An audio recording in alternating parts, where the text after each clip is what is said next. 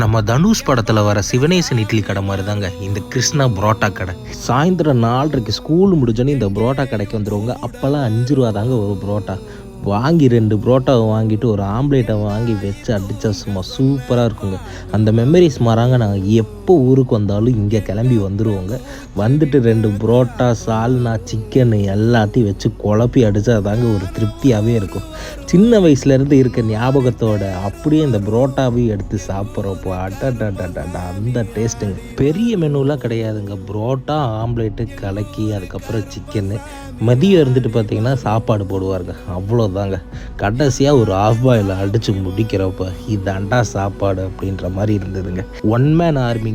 வெறும் பனியனி லுங்கி முட்டு கட்டிக்கிட்டு அவரே புரோட்டா போடுவார், அவரே காசு வாங்குவார், அவரே பார்சலும் கட்டுவாருங்க. அடிக்கிற வெயிலுக்கு ஒரு ஜூஸையும் போட்டுட்டு மெமரிஸோட சந்தோஷமாக கிளம்பிட்டோங்க. ஓகேங்க, பாய்ங்க.